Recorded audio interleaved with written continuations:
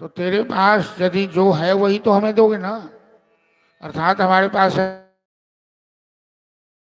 भाग्य। चिंता की क्या बात है। भगवान कोई वस्तु खाते हैं क्या?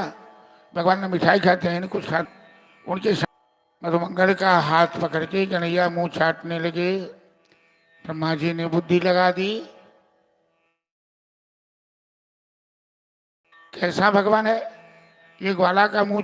बुद्धि जैसे ही लगाए, यदि भावना से श्रद्धा से देखते तो प्रेम में सब कुछ होता है। बात समझ में आ जाती। प्रेम ने भारी उपजे, प्रेम ने हाथ बिकाए। तो प्रेम किसी खेत में, हाट बाजार में बिकता नहीं, दिखता नहीं। श्री राधे, जय श्री राधे, जय श्री कृष्ण। और अब श्री रामदेव राय अमीन साहब महाराज जी का स्वागत कर रहे हैं।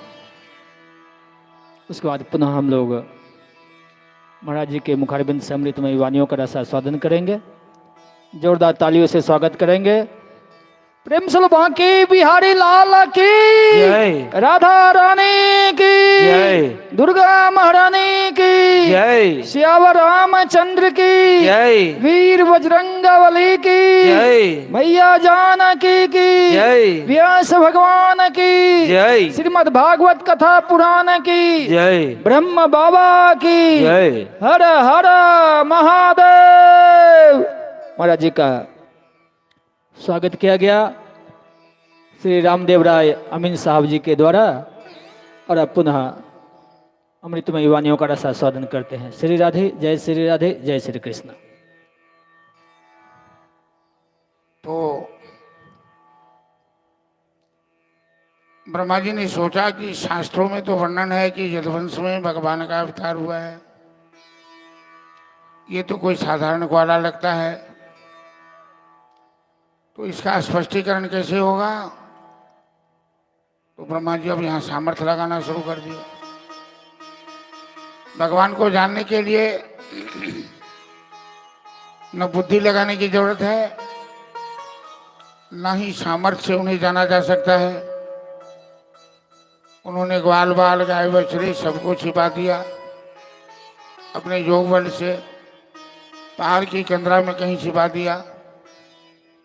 ग्वाल बाल गए गाय ढूंढने, तो ग्वाल बाल को लापता कर दिया।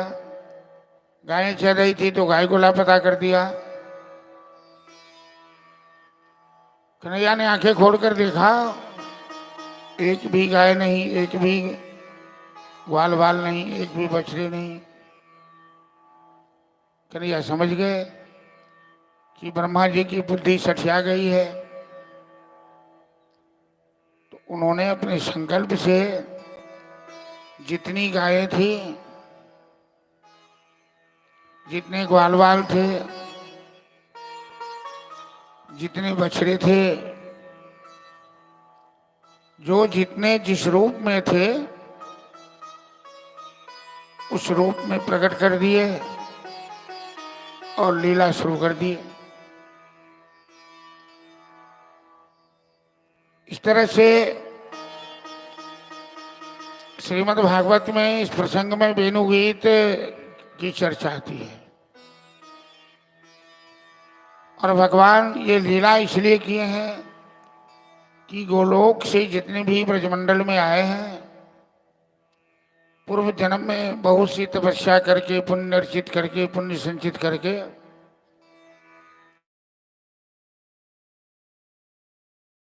ब्रह्मत्कार का भाव था कि रूप में परमात्मा का अनुभव तो सब करते हैं, सच्चित आनंद स्वरूप है, लेकिन ब्रह्म से सीधा साक्षात्कार मिलन कैसे हो। आज ब्रह्मदेव की लीला के माध्यम से वही ब्रह्म, वही परमात्मा ग्वाले बन गए, वही गौएं बन गए, वही बछड़े बन गए। अब प्रत्येक गाय को के मन में प्रेम भाव उद्वेलित हो गया अपने बछड़े को दूध पिलाने के लिए। प्रत्येक गोपियों के मन में भाव जा इस तरह से वृंदावन में अद्भुत लीला होने लगी और कन्हैया बंसी बजा बजा कर योग माया भगवती की प्रभाव से ऐसा बंसी वादन किया, ऐसी अद्भुत लीला की 6 महीना तक जो ब्रह्मा जी ग्वाल बाल गाय बछड़ों को छिपा कर रखे हैं वो तो छिपे हुए हैं, योग निद्रा में सो रहे हैं। बाकी इन ग्वाल वालों के साथ ब्रह्मा लीला चल रही है। कान्हा एहन आहा मुरली मधुर बजाबो यो, हमरा जनि तरसाबो यो ना। कान्हा एहन आहा मुरली मधुर बजाओ यो, हमरा जनि तरसाबो यो ना।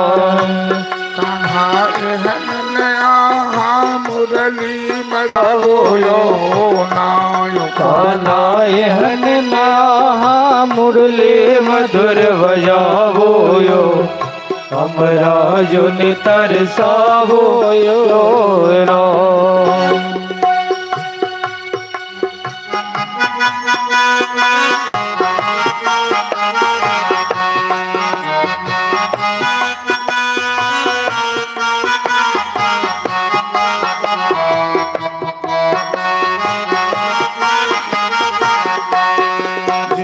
सुनल मुरली के गान हुनकर सुधि के न कौन ठेकान।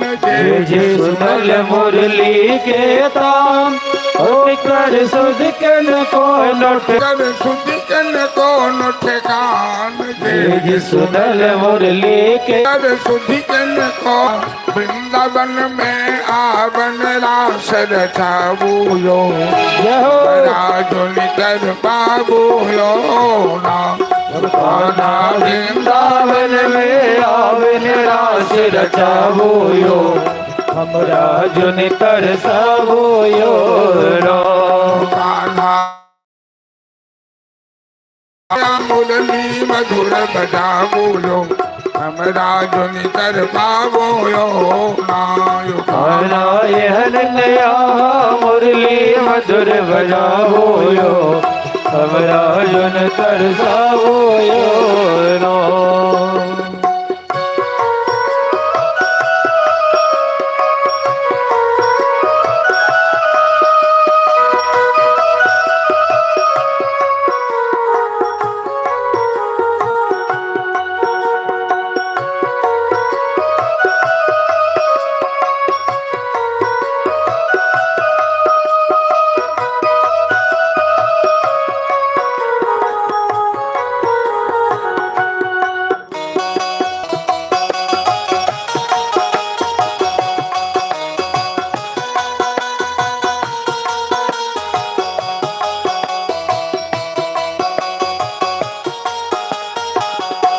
राधा के उर में बसे घनश्याम, नैन समावल आठो जाम। राधा के उर में बसे घनश्याम, नयन समावल आठो याम। राधा के उर में बसे घनश्याम, नैन समावल आठो जाम। राधा के उर में बसे घनश्याम, नयन समावल आठो याम। नयन समावल आठो जाम, नयन से आव नयना सा।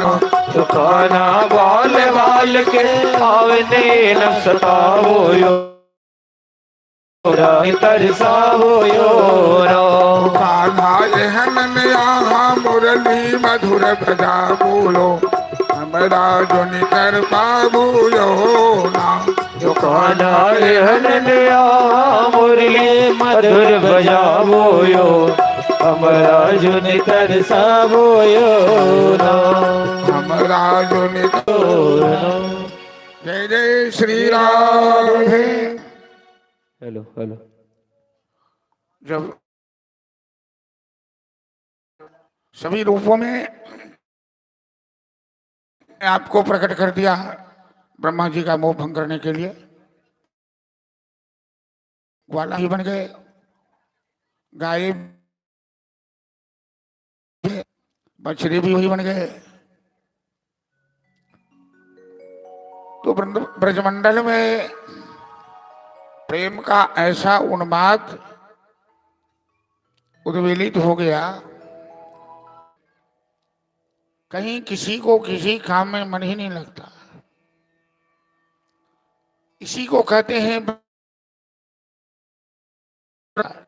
ब्रह्म मिलन। यत्र वेदाः अवेदाः भवन्ति,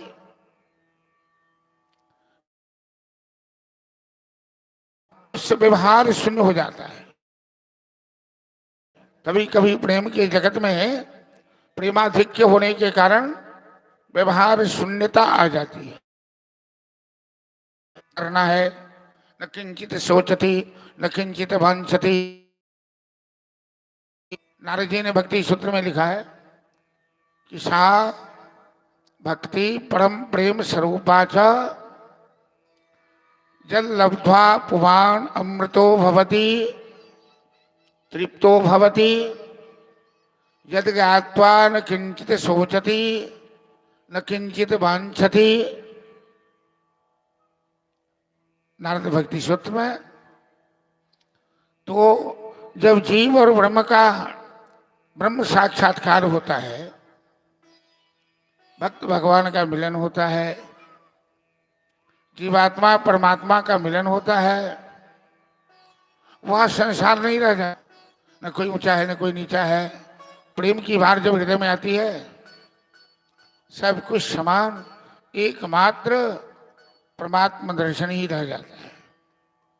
उसी चिंतन से ऐसा पागल बन जाता, ऐसा खो जाता है कि दुनियादारी सब कुछ समाप्त हो जाती जीवन से। तो ब्रजवासियों के लिए तो बड़ा आनंद का विषय हुआ। ब्रह्मा जी ने लीला करी भगवान की परीक्षा लेने की, तो ब्रजवासियों के जीवन में आनंद आ गया। 6 महीना के बाद ब्रह्मा जी आए कि देखें तो सही जो वृंदावन में क्या हाल है। तो ब्रह्मा जी को बड़ा आश्चर्य लगा, यहाँ तो कोई फर्क ही नहीं पड़ा। जितनी गाय थी उतनी ही गाय हैं, जितने बछड़े थे उतने ही बछड़े हैं, जितने ग्वाल बाल थे। कि पहले जो ओरिजिनल था, अभी जो डुप्लीकेट है, काठी में न भाव में न विचार में न बुद्धि में, लकड़ी जितनी बड़ी जिसके हाथ में थी तो उसके हाथ में उतनी बड़ी लकड़ी है। जिनके हाथ में कमली जिस रंग का था तो कमल उसी रंग का है, अलग रंग की गाय थी तो सब उसी रंग की है। यही भगवान की विशेषता है। भगवान की रचना को, भगवान की लीला को, भगवान की सामर्थ्य को भगवान ही जानता है। वो व्यक्ति बड़ा मूर्ख बन जाता है जो कभी कभी भगवान की सामर्थ्य देखना चाहता है। एक बार राम जी पंचवटी में चित्रकूट में माता सीता का श्रृंगार कर रहे थे। फूलों के गजरा से जानकी को सजा रहे थे, से जानकी को सजा रहे थे। इसी बीच में देवराज इंद्र का पुत्र जयंत नाम है उसका, सुरपति सुतधारी बाप कोए का रूप बनाकर राम जी के सामने आया। सठ चाहई रघुपति गुण देखा। इंद्र का पुत्र राम की सामर्थ्य देखना चाहता है। राम तो मानवीय लीला कर रहे थे, अपनी धर्मपत्नी को श्रृंगार कर रहे थे, सजा रहे थे। सीता चरण चोच हति भागा महामंदमती बारिश का। इंद्रपुत्र ने सीता के चरण में चोंच मारा जोर से,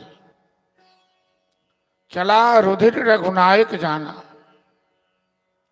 सीता के चरण से रक्त की धार बही। श्री राम जी समझ गए तो राम जी समझ गए कि इंद्रपुत्र जयंत मेरी सामर्थ्य देखना चाहता है, मेरी सामर्थ्य की परीक्षा लेने आया है। तो भगवान ने वहीं बगल में कोई तिनका पड़ा, तिनका को अभिमंत्रित किया और इंद्रपुत्र के पीछे छोड़ दिया। राम के द्वारा अभिमंत्रित वो तिनका ब्रह्मास्त्र बन गया और इंद्रपुत्र जयंत का पीछा किया। तीनों लोक में इंद्रपुत्र शरण के लिए पहले पिता के पास गया, ब्रह्मा के पास गया,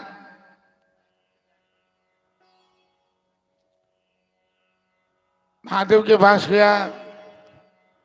सकहीं को राखी राम कर द्रोही, कोई उसे सहारा नहीं दिया, कहीं उसे शरण नहीं मिली। तीनों लोक में व्याकुल जयंत के प्राण संकट में पड़े हैं, त्राहिमाम त्राहिमाम। तो नारद देखो विकल जयंता लाग कि इंद्रपुत्र जयंत अत्यंत व्याकुल है। नारद जी उसके सामने चले गए, कहा ये मूर्ख क्या हुआ? नारद जी रक्षा कीजिए हमारी, राम जी ने मेरे पीछे ब्रह्मास्त्र चला दिया है, मैं तीनों लोक रक्षा के लिए गया हूं, लेकिन कोई मुझे सहारा नहीं दिया, कहीं मुझे शरण नहीं मिली। नारद जी कहते हैं मूर्ख, राम के द्रोही को कोई सहारा दे सकता है क्या? और राम के द्रोही को यदि कोई सहारा दे दे वो खुद ही बेसहारा हो जाएगा। औकात से ज्यादा सामर्थ्य तुम देखने वाले कौन होते हो? जयंत ने कहा नारद जी गलती तो हमसे हो चुकी है, अब मेरी रक्षा तो कीजिए। तो नारद जी कहते हैं कि तुम जिनका अपराध किया है वही क्षमा कर सकते हैं, उन्हीं में वो सामर्थ्य है, बाकी किसी में क्षमा करने की सामर्थ्य नहीं है। तो राम जी के पास जयंत कहता है कि पास को लेके जाऊं, मैंने तो उनकी पत्नी को घायल किया है। तो नारद जी पूछते हैं कि तुम क्या क्या सोच के घायल किया? तो मैं तो ये सोच के घायल किया कि राम जी में कितनी सामर्थ्य जरा देखूं। तो नारद जी कहते हैं कि तुमने सामर्थ्य देख लिया ना कि राम के विरोधी को कोई सहारा नहीं दे सकता तीनों लोक में, ये सामर्थ्य किसी में नहीं। अब तुम कहना राम जी को सर, मैंने आपका सामर्थ्य तो देख लिया है कि तीनों लोक में हमें कोई सहारा नहीं दिया, अब मैं आपका स्वभाव देखने आया हूं। सामर्थ्य तो देखा, अब स्वभाव देखना चाहता हूं। तो राम जी की शरण में आया, राम जी ने उसे क्षमा किया, चले गए। अरे नारायण चाहे तो मच्छर को ब्रह्मा बना दे और ब्रह्मा को मच्छर बना दे, तो फिर उनकी सामर्थ्य की परीक्षा लेने वाले वो कौन होते हैं? तो ब्रह्मदेव भगवान के सामने हाथ जोड़कर क्षमा मांगने लगे कि नो मिथ्यते प्रभुषे तदिदंबराय गुंजावतंस परिपिखिल सन्मुखाय मन्यस्रजे कवलवित्रभिषान वेणु लक्ष्मस्रजे मृदुपदे पशुपांगजा। ब्रह्मा जी कहते हैं कि प्रभु हमसे मैं आपकी सामर्थ्य देखना चाह रहा था। ब्रह्मा जी बड़ी लंबी स्तुति की भगवान की, लेकिन भगवान इतने नाराज हो गए ब्रह्मा जी के ऊपर, एक बार ना हाल चाल पूछा न कुछ बोला, और ब्रह्मा जी को दंडी गेट आउट कर दिया। भगवान कहने लगे कि तुम को ब्रह्मा मैंने बनाया, तुम ही भारी पड़ना चाहते हो। इस तरह से भगवान ने ब्रह्मा जी का मोह भंग किया है वो चारण लीला के द्वारा। अतः भगवान की चाहे लीला, प्रत्येक लीला में माधुर्य भरा हुआ है, प्रत्येक लीला में रसामृत भरा हुआ है, उसमें कभी संदेह नहीं करना चाहिए। संदेह तब होता है मन में जब भगवान की लीला में हम लोग बुद्धि तर्क लगाने लगते हैं, और तर्क लगाते लगाते कितने बड़े बड़े ज्ञानी ध्यानी थक गए, मर गए, उनकी लीला किसी की समझ में नहीं आई। भक्ति भाव से श्रवण करते हैं, दर्शन करते हैं। आज कन्हैया ने कहा ग्वाल वालों से कि कल कोई अपने घर से भोजन लेके गाय चराने नहीं चलेगा, जान में ही करेंगे। वृंदावन तो वन है, जंगल है, उसे वृंदावन का अर्थ बड़ा लंबा होता है। वृंदानाम वनतानाम अवनम तद्वनम वृंदावनम, जहां जहां गोपियों के भाव की रक्षा हो, ऐसे जो वन है उन वन का नाम है वृंदावन। वृंदावन भगवान के दिव्य लोक से प्रकट हुए हैं। वृंदावन धरती की कोई मिट्टी नहीं है। अतः वृंदावन की कदम कदम पे, पग पग पे भगवान के स्वरूप का, भगवत भाव का, भगवत रसामृत रसास्वाद का अनुभव होता है। तो आज भगवान ने कहा कि भोजन का इंतजाम जंगल में करेंगे। भोले वाले ग्वाल वाल हैं, चले गए, बिना कुछ घर से लिए हुए चले गए।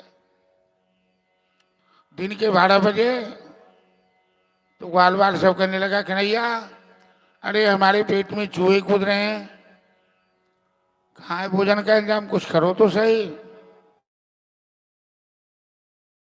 कहते हैं मित्रों, बगल में मथुरा नगर है, और मथुरा के ब्राह्मण सब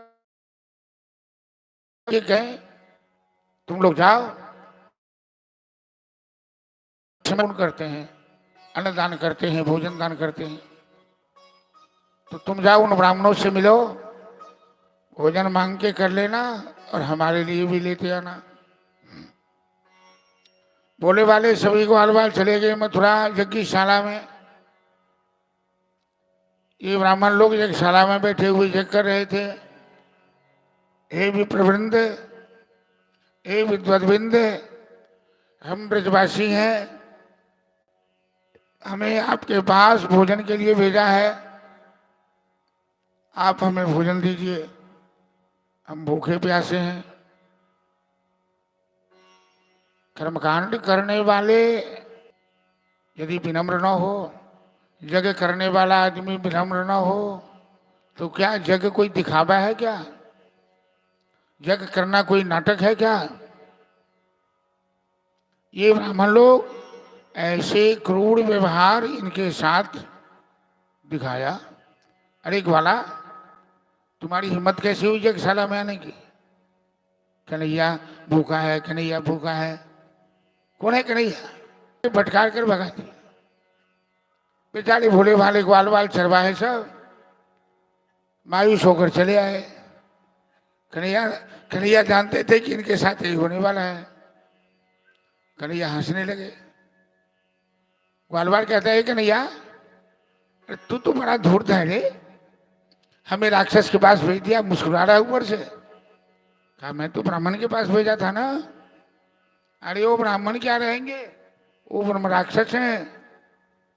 अरे भोजन की तो बात छोड़, हमें तो डंडा दिखाया, डंडा यज्ञशाला से भगा दिया हमें ग्वाला कह के। कन्हैया कहने लगे मित्रों, कोई बात नहीं, तो तुम एक बार और जाओ, इस बार मत जाना, उन ब्राह्मणियों के पास जाना, माताओं के पास जाना, क्योंकि धरती पर धर्म की रक्षा नारी ही करती है, स्त्रीगण ही करती है। कन्हैया की बात पर ग्वाल बाल तो बहुत विश्वास, सभी को महाभागा हे किम करवाणी अपने लिए भी और कन्हैया के लिए भी। यज्ञशाला में जितनी महिलाएं बैठी थी सब उठकर खड़ी हो गई, ग्वाल बाल को सम्मान पूर्वक आदर पूर्वक अपने अपने घर ले गई और बड़े प्रेम से अपने हाथ से भोजन कराई ग्वाल बाल को। ऐसा सोचकर ये ग्वाल बाल कन्हैया का मित्र है और ये माताएं कन्हैया से प्रेम करती हैं, कन्हैया का गुणानुवाद सुन चुकी है, कन्हैया की यश कीर्ति के कानों तक आ चुकी है। तत्रैका विधृतं नार्या भगवन्तं यथा श्रुतम्। उनमें एक नारी थी विधृता नाम की, जो घर में भोजन लेने गई, उनके पति ने बाहर से चिटकिरी लगा दी, दरवाजा बंद कर दिया। लेकिन वो बेचारी वहीं शरीर त्याग दिया, शरीर वहां पड़ा है और आत्मा उसकी कन्हैया के पास पहुंच गई। इन माताओं ने इन ग्वाल बालों को भोजन कराया और कन्हैया के लिए अपने अपने हाथ में थाल में सज करके भोजन लेकर चल दी जहां गाय चरा रहे थे। जैसे ये ब्राह्मणी माता का निकली घर से बाहर, इनके पति डंडे लेके छूटे, जो यज्ञ कर रहे थे, जो बड़े बड़े विद्वान थे। कहाँ जा रही है? खबरदार, जो कदम आगे बढ़ाई। ये माताएं कहती है हम लोग जा रहे हैं कन्हैया को भोजन कराने के लिए। अरे कौन कन्हैया? वो ग्वाला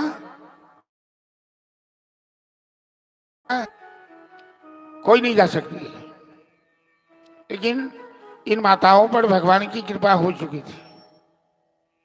सोई जानई जेहि देहु जनाई, जानत तुम ही हुई है। भगवान को वही जान सकता है जिसे भगवान जना देते हैं। उनकी कृपा के बिना न जीवन में भक्ति आती है, न शक्ति आती है। आप लोगों को जो करना है कीजिए, हम तो जाएंगे, हम कन्हैया का दर्शन करेंगे। जरा सोचिए, ध्यान से सुनिए। इन विद्वानों की नजर में कन्हैया ग्वाला है, जो वेद शास्त्र को जानने वाले हैं। तो ब्रह्मा जी ने स्तुति करते हुए ही कहा था भगवान से कि श्रेय सुति भक्त मुदश्यते विभो क्लिशंति जे केवल बोध लब्धे। प्रभु, जो इंसान अपने जीवन में केवल शास्त्र पढ़ने में बुद्धि लगाता है, उसका शास्त्र पढ़ना भूसा कूटने जैसा है। चावल पाने के लिए कोई भूसा कूटना शुरू करे तो चावल मिलेगा क्या? चावल पाने के लिए धान कूटना पड़ेगा। ये ब्राह्मण के मनचर में कन्हैया एक साधारण ग्वाला है, लेकिन ये माताएं समझ गई हैं कन्हैया ग्वाला नहीं है, कन्हैया साक्षात परमात्मा है। आज अपने पति का विरोध कर दिया, हम लोग जाएंगे। पति देव ने कहा जा रही हो तो घर में मत आना, तलाक समझ लो। इन माताओं ने कहा ठीक है, तलाक ही सही।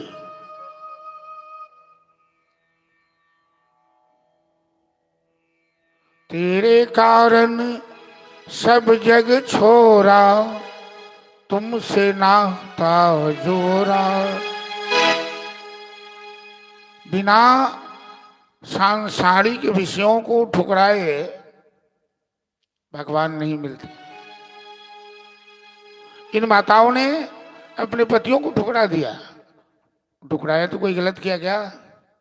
अरे पति का सम्मान करना तो कर्तव्य है, लेकिन परमात्मा कोई पति है? वो तो परम पति है, परम पिता परमेश्वर है। वहां इन पति का क्या महत्व, वहां संसार का क्या महत्व? तो सभी माताएं गई तो देख रही हैं क्या कि कन्हैया बलराम जी के कंधे पर हाथ रख के एक सुंदर फूल का गुच्छा नचा रहे हैं और एक हाथ से अपने अधरोष्ठ पे बंसी बजा रहे। इन माताओं ने कन्हैया का दर्शन किया कि श्यामम हिरण्य बरधिम वनमाल्य बर। हे श्याम सुंदर धातु प्रबल नटवे समनुव्रतांसि विन्यस्त हस्तमितरे नधुना नमवजं कर्णोत्पलालक गपो लमुखाभ्यः। श्याम सुंदर जे कोई नटुआ, कोई नटराज मेकअप करके रंगमंच पर उतरता है, तुम तो इन नट में भी नटराज के राज हो। तुम्हारा शरीर ही नटवर है। बनमाली का वेश बनाकर कि गगन सम अंग कांति काली, लतन में छाये बनमाली, राधिका चमक रही आली, चंद्र सी झलक भ्रमर सी अलक, कस्तूरी तिलक ललित छवि श्यामा प्यारी की, श्री गिरिधर कृष्ण मुरारी की, आरती कुंज बिहारी की, श्री गिरिधर कृष्ण मुरारी की। इन माताओं ने अपने हाथ से कन्हैया को भोजन कराया। जीवात्मा और परमात्मा का ब्रह्म साक्षात्कार हुआ, मिलन हुआ। और जीवात्मा का परमात्मा के साथ जब ये ब्रह्म साक्षात्कार एक बार हो जाए, फिर वो मनुष्य संसार से अपनी शरण में ले लेते हैं। शाम हो गई, कन्हैया ने कहा माताओं अब आप लोग अपने अपने घर जाइए, हम भी वृंदावन प्रस्थान करेंगे। ये माताएं आंख से आंसू बहाने लगी। कहती है कन्हैया वैवम विभोर हतो भवान गत तुम दर्शनसम संतज्य सर्व विषयांश तब पादमूलम। ऐसा मत कहो, हमें लौटकर मथुरा जाने के लिए मत कहो कि दुनिया से मैं हारा तो आई तेरे पास, और यहां से भी यदि हारू तो कहाँ जाऊंगी सरकार। अरे अपने पति से ठुकरा के तो यहाँ आई हूं। हमारे पति डंडा लेके बैठे हैं यज्ञशाला के पास में, और हम लौट कर जाएंगे तो हमारी खबर लेंगे। तुम हमारा उद्धार करो। श्याम सुंदर कहते हैं माताओं तावत भजम द्रविण गे स्वयं निमित्तम शोक स्पृहा परिभवो विपलाश्चलोभ। तब तक मनुष्य को अपने जीवन में डरना है। कब तक? जब तक भगवान की शरणागति नहीं होगी, जब तक भगवत कृपा प्राप्त नहीं हो गया है। मैंने तो आप लोगों के ऊपर कृपा कर दी, आपका भगवत संबंध हो गया, परमात्मा संबंध हो गया, ब्रह्म साक्षात्कार हो गया। अब आपका विरोध कौन कर सकता है? आपका विरोध करने की सामर्थ्य किसी में नहीं है। जाइए, आपके पतियों की बुद्धि ठीक हो गई। और हुआ क्या कि जब उन माताओं पर भगवान की कृपा हुई, श्याम सुंदर की कृपा हुई, इन ब्राह्मणों में जो शास्त्र का अहंकार था, मंत्र का अहंकार था, कभी कभी साधन करने वाले को बड़ा अहंकार हो जाता है। गोस्वामी तुलसीदास जी जब काशी में थे, एक तांत्रिक था बहुत बड़ा, पंडित रवि शास्त्री। तुलसीदास जी संत थे, कवि थे, लोग बड़ा सम्मान करते थे। तांत्रिक महोदय को बड़ी जलन होती थी। तुलसीदास जी को मारना चाहते थे, इसका सम्मान लोग क्यों करते हैं। और तुलसीदास जी को मारते मारते खुद ही मर गए। उनके ऊपर तो बजरंगबली की कृपा थी, रामलला की कृपा थी, उनका बाल बाका कौन कर सकता है, कभी नहीं करना चाहिए। संतों पर भगवान की कृपा होती है, और जो उनका अपमान करेगा या उनको कष्ट पहुंचाना चाहेगा, भगवान कभी उसे क्षमा नहीं करते। ये ब्राह्मण देवताओं के अंदर जो मंत्र का अहंकार था, तंत्र का अहंकार था, शास्त्र का अहंकार था, सब कहाँ गायब हो गया। सब पश्चाताप करने लगे। दृग नृजन्म त्रिविध विद्याम दृग्व्रतम दृग बहुज्ञताम दृक्कुलम दृक् क्रिया दक्ष विमुखायुक्त अदोक्षजे।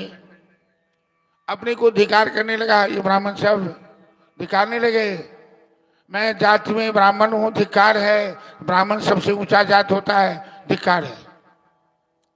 मैं बड़ा कुशल हूं, धिकार है। मैं बड़ा विद्वान हूं, धिकार है। मैं क्रिया कुशल हूं, धिकार है।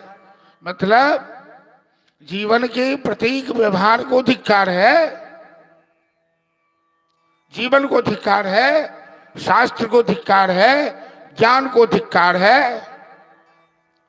उस शास्त्र को, उस ज्ञान को, उस व्यापार को, उस व्यवहार को, उस क्रिया कुशलता को धिक्कार है जो विमुखायुक्त अधोक्षजे, जो भगवान से विमुख है।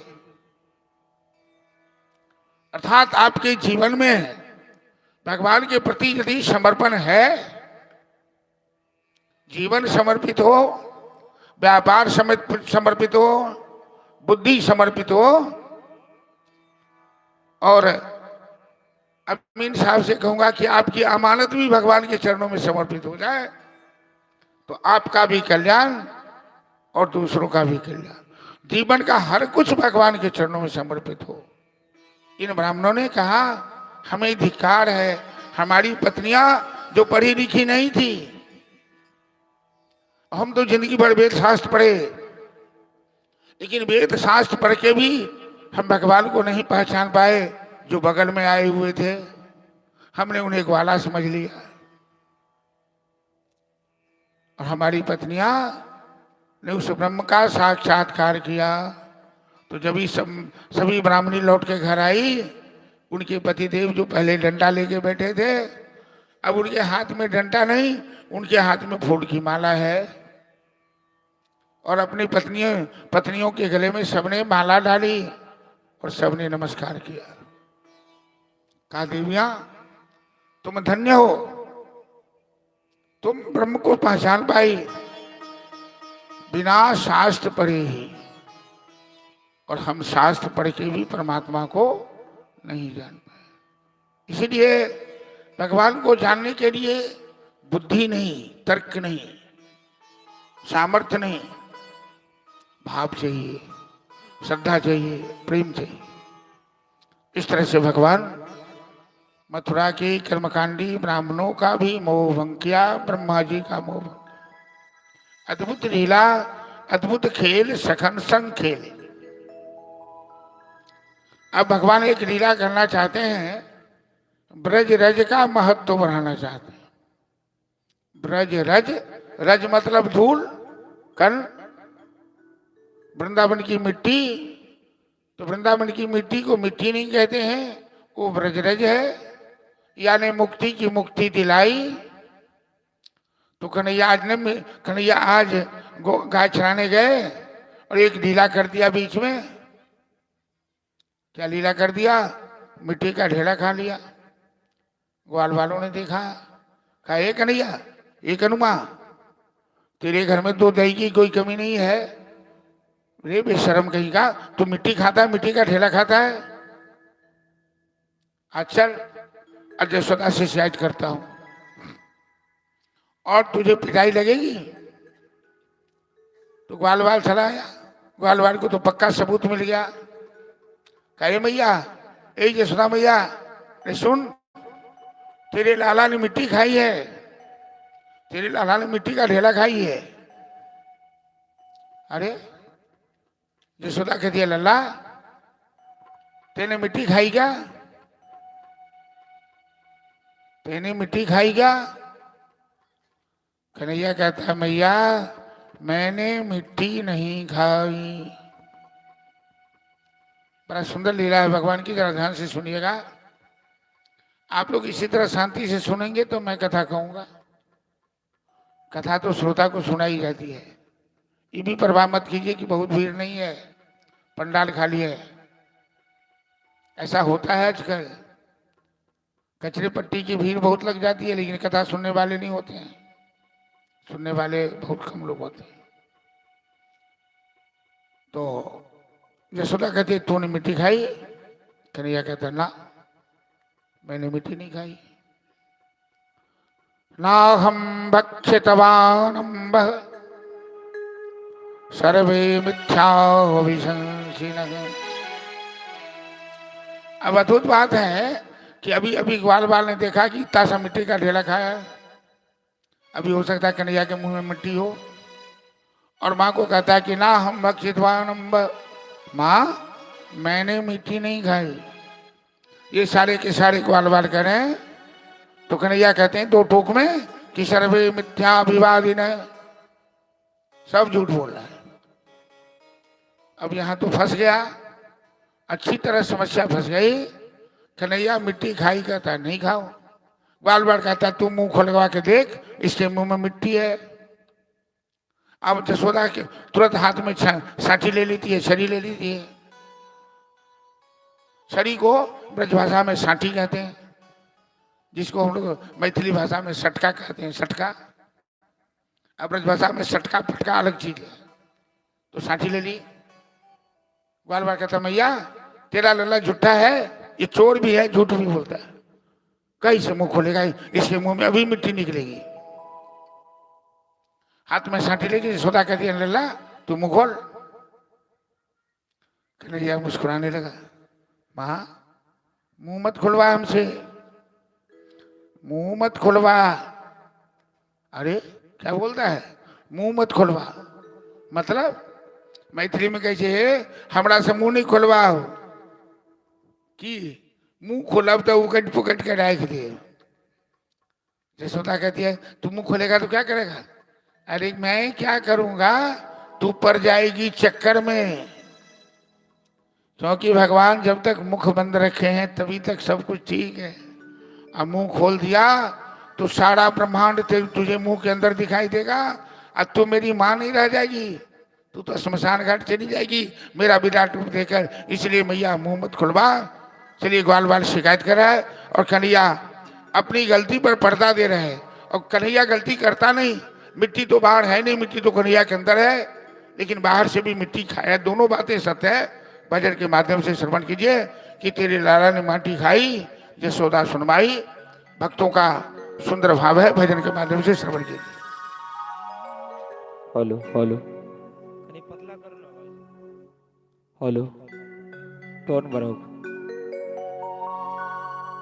Shri Radhe hello, Radhe Shri Radhe hello, Shri Radhe Radhe Shri Radhe, Radhe Shri Radhe hello. बोले माखन चोर कन्हैया की जय। तेरे लाला ने माटी खाई, यशोदा सुनवाई। तेरे लाला ने माटी खाई यशोदा सुनवाई। तेरे लाला ने माटी खाई यशोदा सुन माई। तेरे लाला ने माटी खाई यशोदा सुनवाई। तेरे लाला ने माटी खाई यशोदा सुन माई। सुन माई जरा सुन माई, सुन माई जरा सुन माई। तेरे लाला ने जय हो। तेरे लाला ने माटी खाई यशोदा सुनवाई। तेरे लाला ने माटी खाई यशोदा सुनवाई।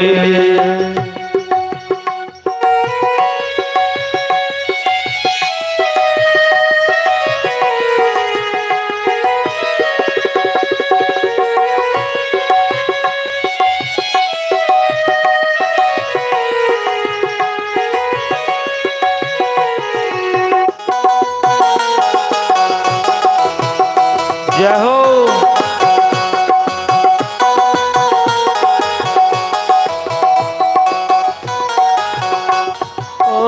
अद्भुत खेल अखन संग खेलियो, अद्भुत खेल सखन संग खेलियो।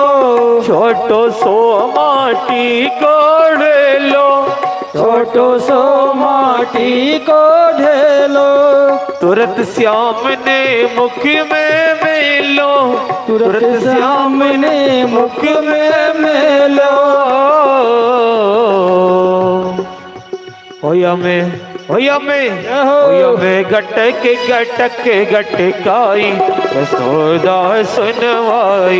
होया में गटक गटक गटकाई यशोदा सुन माई। तेरे लाला ने माटी खाई यशोदा सुनवाई। तेरे लाला ने माटी खाई यशोदा सुनवाई।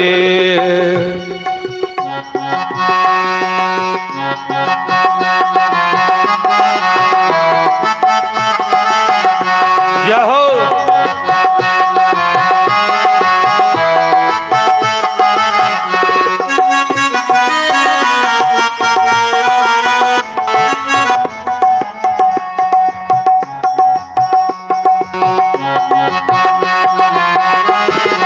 हरि बोल।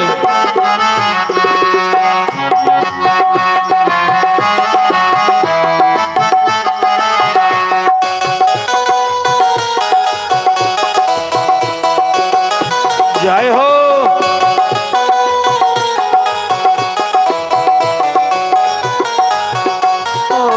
दूध दही को कबहु न नाटी, दूध दही को कबहु न नाटे।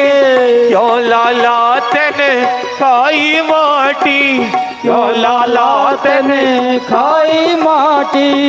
यशोदा समझावे ले सोटी, यशोदा समझावे ले साटी।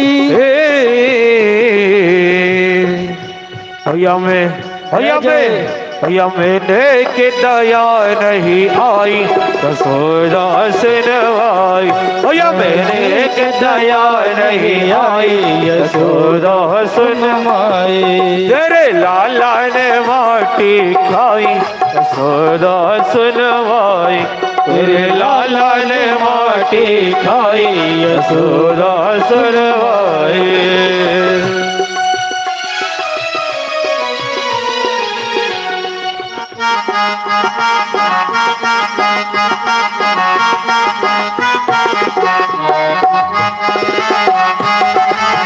जय हो।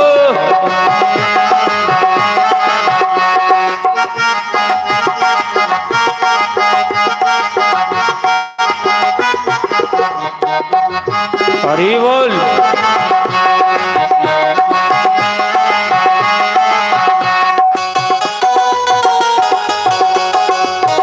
श्री राधे।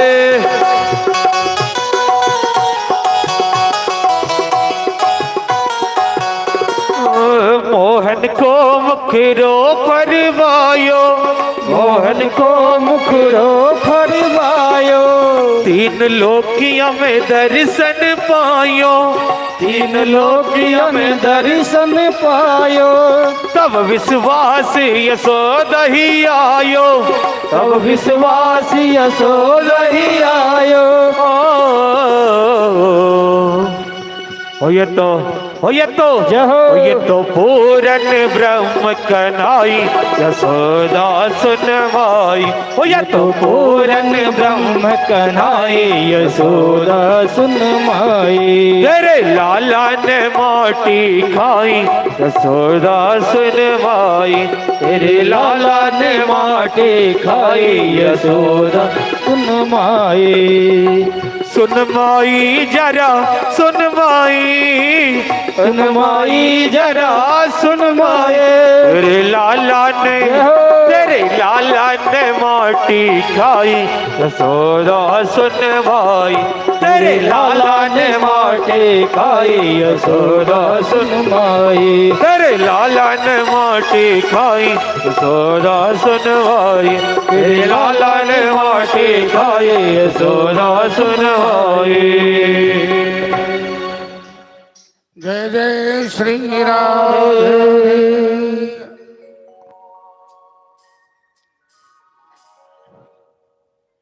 कन्हैया ने मिट्टी खाई, ग्वाल वालों ने शिकायत की और मैया यशोदा ने छड़ी दिखाकर कन्हैया से कहा मुंह खोल।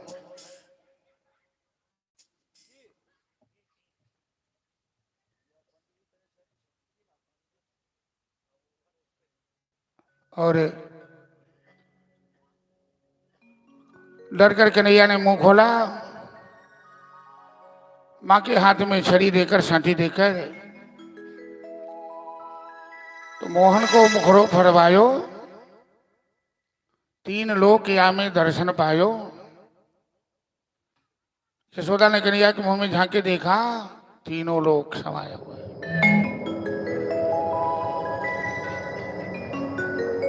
या तो पूर्ण ब्रह्म कन्हई यशोदा सुनमाई। कन्हैया तो पूर्ण ब्रह्म है। संपूर्ण ब्रज लीला में इतनी बड़ी लीला भगवान ने की है। 11 साल तक, 11 साल 3 महीना तक गोवर्धन उठाया, पूतना को मारा, सक्टासुर को मारा, बकासुर को मारा, अघासुर को मारा, धेनुकासुर को मारा। वृंदावन में आग लगी तो अग्निपान किया। कहीं भी भगवान साबित नहीं होने दिया ब्रजवासियों की नजर में कि कन्हैया ईश्वर है। दो भगवान की दो गुण हैं, एक माधुर्य है, एक ऐश्वर्य है। तो वृंदावन में जो लीला करने आए हैं वहां माधुर्य रस की प्रधानता है, ऐश्वर्य नहीं। लेकिन भगवान के ऐश्वर्य भी एक गुण है। वो भगवान से शिकायत करने लगा कि सरकार, सब जगह तो माधुर्य ही माधुर्य है, अरे हमें एक भी मौका दीजिए कि मैं प्रदर्शन करूं कि आप ईश्वर हैं। भगवान ने कहा चलो एक छोटी सी लीला कर देते हैं। आज मिट्टी खा ली। एक मिट्टी का ढेला खाना भगवान का ऐश्वर्य प्रदर्शन हो गया। कैसे कि जबरदस्ती यशोदा ने कन्हैया का मुंह खुलवाया। यशोदा ने मुंह के अंदर देखा, शतकोटि ब्रह्मा नरेश, शतकोटि रुद्रधर इंद्रपाल, समस्त ब्रह्मांड कन्हैया के अंदर समाया। ये ऐश्वर्य है। यशोदा तो मूर्छित हो गई। फिर कन्हैया ने अपनी माया से यशोदा की बुद्धि को ठीक किया। यशोदा को बार बार याद आ रही है। यशोदा कहती है मैं लल्ला लल्ला मैं कान पकड़ती हूँ, मैं गलती करती हूँ। आज से तुमको मैं छड़ी नहीं दिखाऊंगी, डंडा नहीं दिखाऊंगी। कन्हैया कहते हैं मैया तू कैसी बात करने लगी? अरे माँ तो बच्चे को डंडा दिखाती है रास्ते पर लाने के लिए, कोई मां को बच्चे से दुश्मनी थोड़ी होती है। तो अब कन्हैया कहता है मैया सुन, तू तो समझ नहीं पाई कि मैंने मिट्टी क्यों खाई, क्यों खाया। तो जो रज है, जो रस है ब्रज के रजकन में, ब्रज के रज में, धूल में जो रस है, नहीं मेवा मिश्री चाखन में, या तो मुक्ति की मुक्ति दिलाई। ये ब्रजरज संतों को मुक्ति प्रदान करता है। मैंने ब्रज की महत्ता, ब्रज रज की महत्ता बढ़ाने के लिए ये मृत भक्षण लीला, संस्कृत में मिट्टी को मृत बोलते हैं, मिट्टी खाने की लीला भगवान ने की। ऐसी ऐसी उनकी लीला। एक बार गाय चरा के आ रहे थे, बकासुर नाम का राक्षस, जिस तालाब में गाय पानी पीने गई, पीछे पीछे ग्वाल बाल थे, बकासुर नाम का राक्षस बगुला बन के इतना चोंच फैला दिया, वो तो मायावी है। सारी गाय बछड़े ग्वाल बाल बकासुर के पेट में समा गए।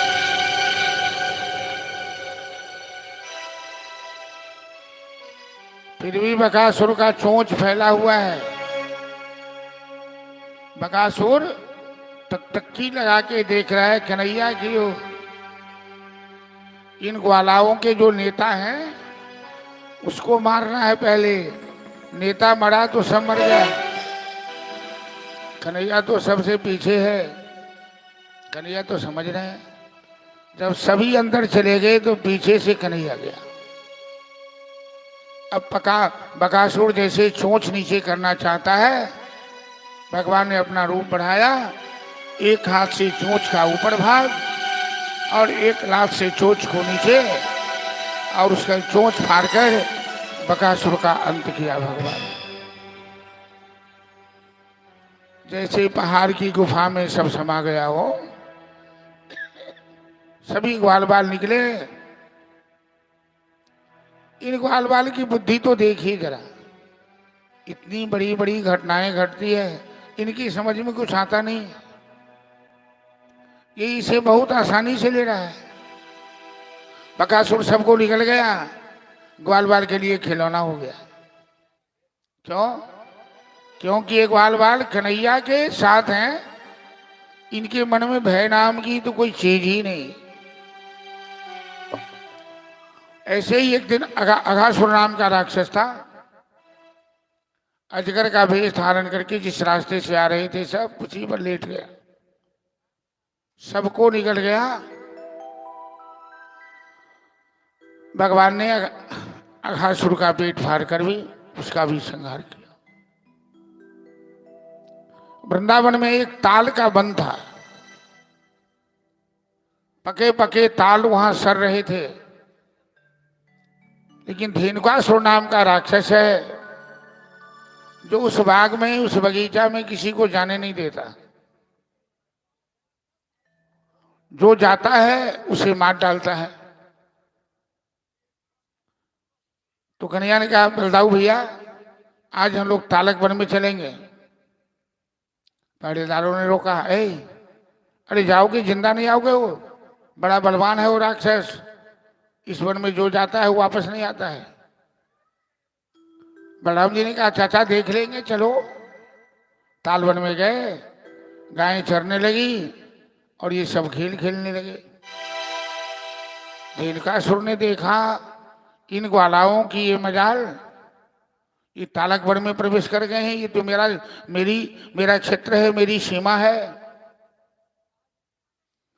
वो भी ग्वाला का भेष बनाकर उसमें मिल गया। अब बलराम जी के साथ वो खेलने लगा। अब कबड्डी खेले चाहे जो भी खेल खेले, और मौका पाते ही बलराम जी को अपने कंधे पे बैठाया, भगा वहां से। जैसे ही ग्रुप से बाहर हुआ, धेनुकासुर बलराम जी को लेकर आसमान में उड़ गया। बलराम जी तो जानते ही थे, जब ऊपर उड़ा तो बलराम जी ने अपना भार बढ़ाया और धेनुकासुर को ऐसी सवारी कसी कस के उसकी आंखें निकल गई, रक्त बर्मण करके धेनुकासुर का वही संहार किया। और तालकवन को भगवान ने अपनी लीला के माध्यम से आजाद किया। अब सभी तालवन के फल खाने लगे।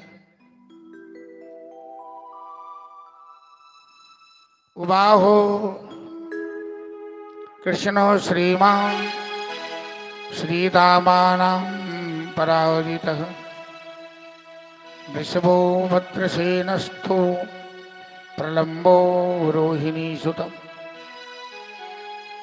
कभी कभी खेल में गायें तो चढ़ती हैं, ग्वाल वाल सब दिन भर खेलते हैं, गुल्ली डंडा खेले, जो भी खेले या उस समय का जो भी खेल रहा हो,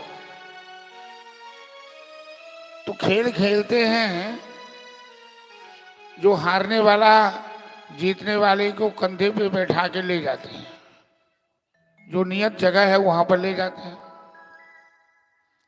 भगवान तो कभी हारते नहीं थे, सब दिन जीतते थे। आज जानबूझ के हार गए। तो वृषभ नाम का ग्वाला है, उससे कन्हैया हार गया। अब प्रलंब नाम के ग्वाला से बलराम जी हार गए। तो श्रीदामा कहता है कन्हैया बहुत कन्हा पर तू चढ़ा, मजा लिया, आज कन्हा पे चढ़ाओ। बलराम जी को भी कहता है प्रलंब की तुम भी कंधा पे चढ़ाओ। बलराम जी तो थोड़े हटे कटे हैं, मोटे तगड़े हैं, कोई बात नहीं। कन्हैया तो सबसे छोटा है, सब ग्वाला बड़ा है, कन्हैया छोटा है।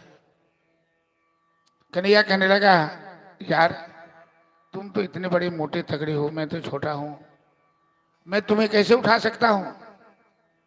अच्छा तुम मेरे कंधे पर बैठे तो बड़ा मजा आया, आज एक दिन कंधा पर बैठाना पड़ेगा तो तू आनी कानी करता है, ऐसा नहीं चलेगा, बैठाना पड़ेगा। कन्हैया कहता है मैं नहीं बैठाऊंगा तो नहीं बैठाएगा, तेरे बाप की मजाल है, नहीं बैठाएगा। देखिए ग्वाला सब आपस में कैसे झगड़ रहा है, तेरे बाप की मजाल है, नहीं बैठाएगा, ऐ मेरे बाप तक मत जा। तो क्या तेरा बाप बहुत बड़ा आदमी और मेरा बाप छोटा है?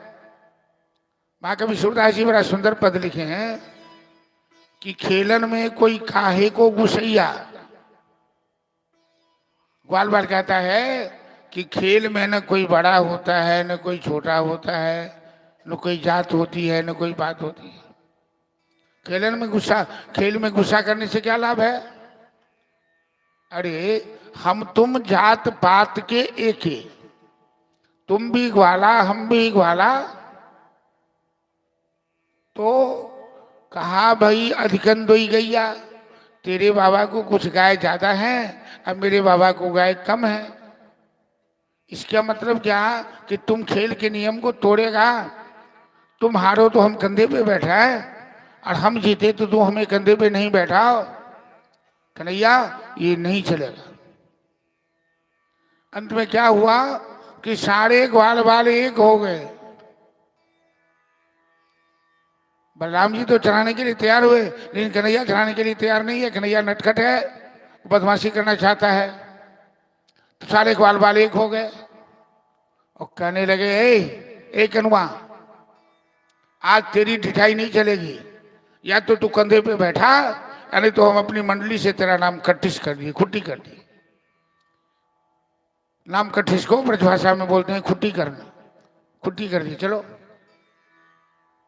भगवान कितने प्रेम के भूखे हैं। अब तक तो भगवान बहुत दिखा रहे थे, शान शौकत दिखा रहे थे। और जैसे ग्वाल बाल ने कहा कि हम अपनी मंडली से तेरा नाम कट्टिस कर दिए, खुट्टी कर दिए, तो तुरंत कन्हैया कान पकड़ के उठ बैठ करने लगा, बहुरी न करी हो नंद दुहैया, बहुरी न करी हो नंद दुहैया, हमें अपनी मंडली से बाहर मत कर, मैं गलती नहीं करूँगा, मैं तुम्हें बैठाने के लिए तैयार हूँ, लेकिन मंडली में हमें शामिल रहने दे। स्थान भ्रष्टान शोभनते दंता केशा नखानड़ा। समूह में शक्ति होती है और समूह से अलग हो जाए आदमी तो कहीं का नहीं रहता है। आप देखे होंगे देश में बड़े बड़े नेताओं की दुर्दशा, जिसने जगह छोड़ी वो कहीं का नहीं रहा, विलीन हो गया। तो अपने स्थान को हमेशा पकड़ के रखना चाहिए लोगों को।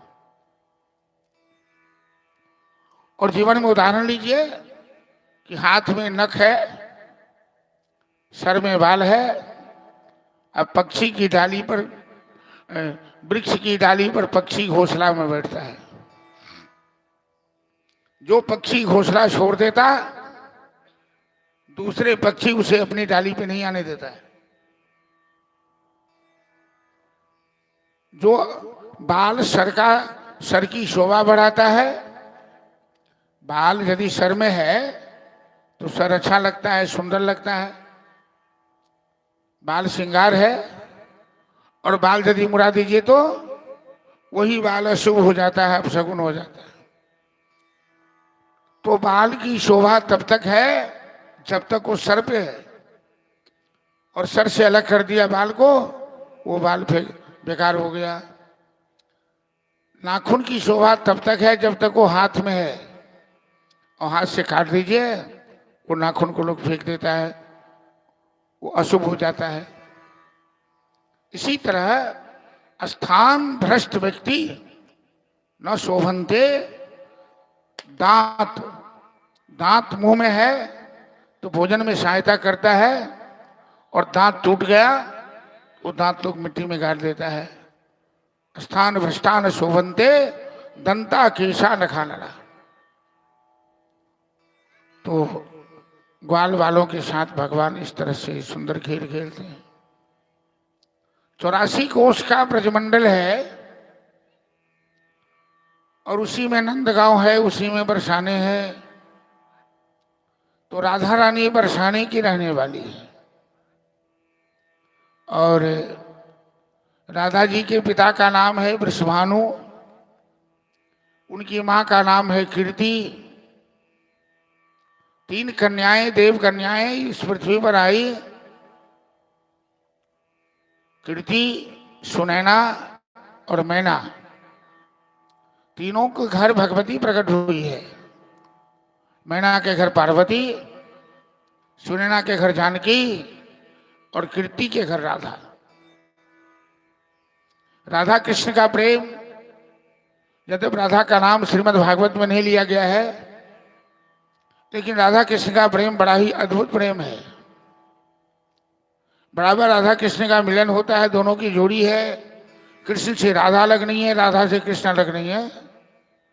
गौर संबलित श्याम और श्याम बलित संबलित राधा, एक दूसरे के पूरक हैं, एक दूसरे की छाया है।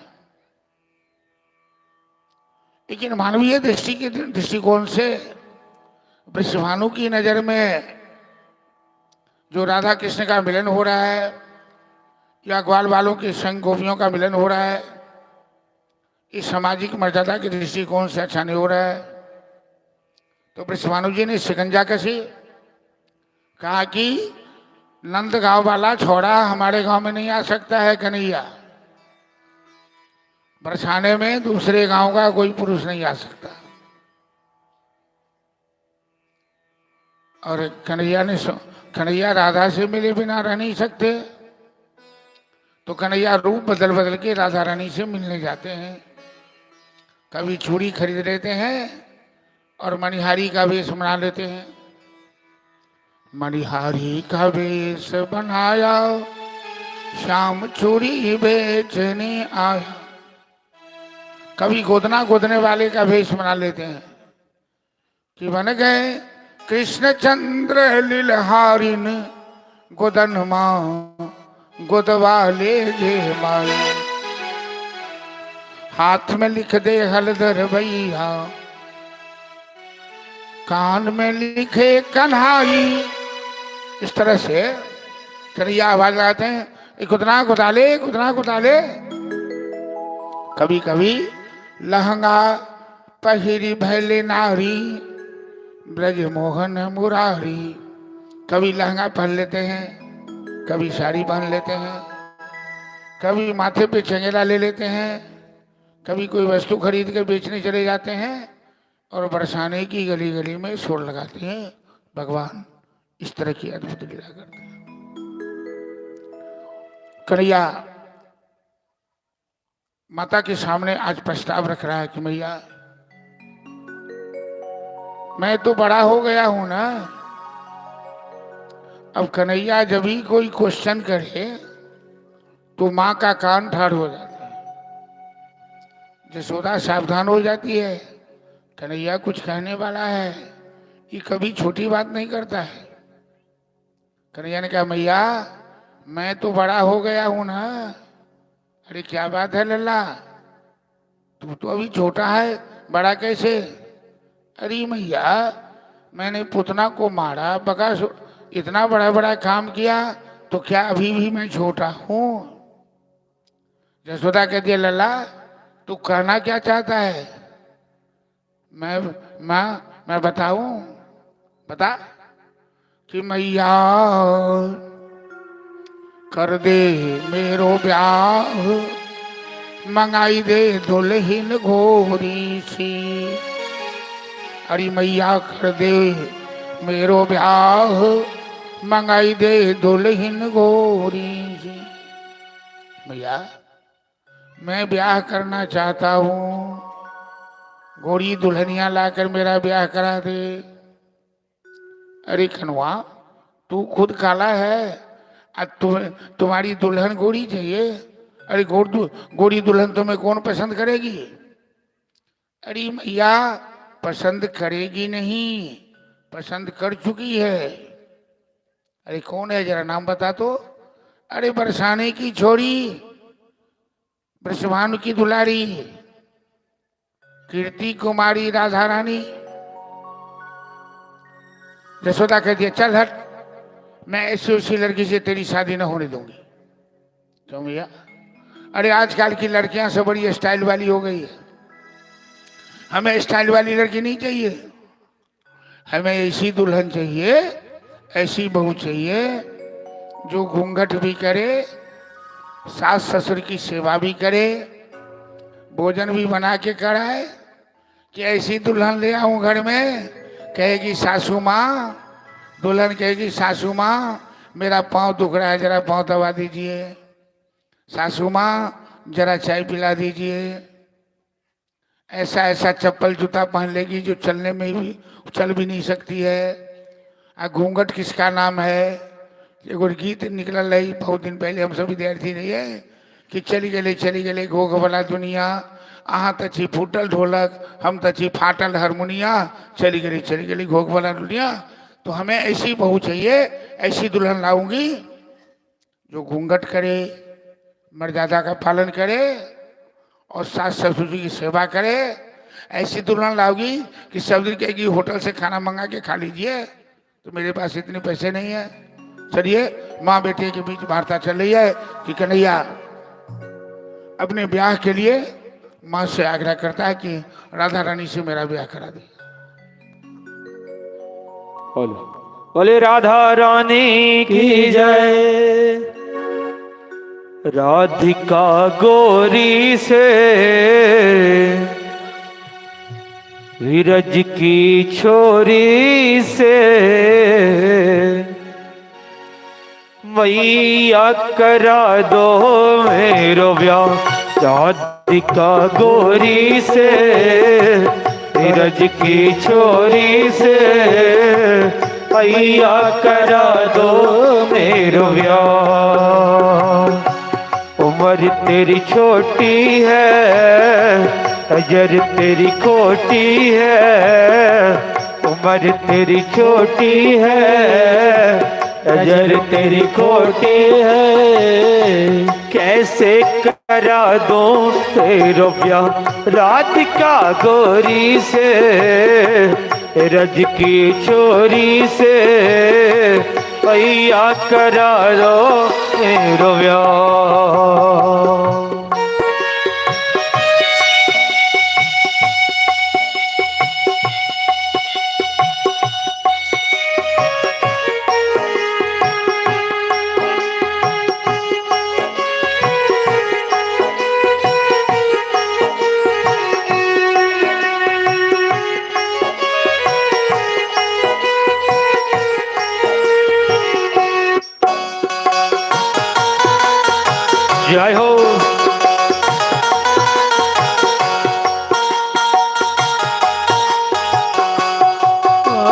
जो नहीं ब्याह कराए तेरी गैया ना ये चराऊं, जो नहीं ब्याह कराए तेरी गैया ना ये चढ़ाओ।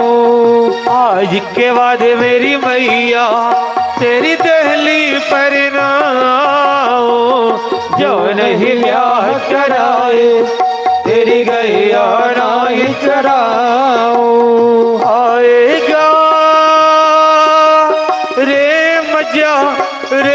मजा अब तिहार का राधिका गोरी से, रज की छोरी से भैया करा दो मेरा ब्याह।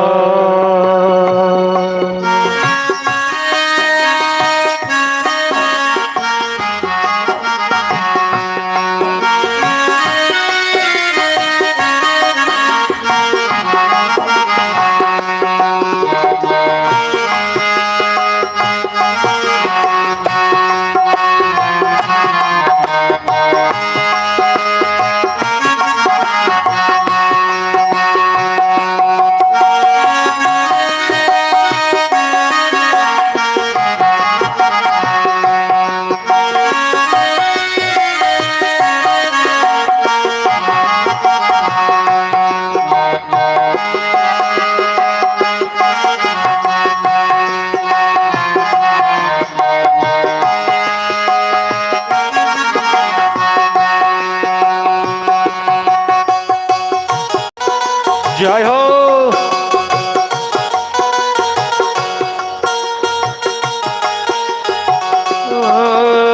चंदन की चौकी पर मैया तुझको बैठाऊं, चंदन की चौकी पर मैया तुझको बैठाऊं, अपनी राधा से मैं तेरे चरणों को दबवाऊं, चंदन की चौकी पर भैया तुझको बैठाऊं, भोजन तो बनवाऊंगा 56 प्रकार के राधिका गोरी से, रज की छोरी से भैया करा दो मेरा ब्याह।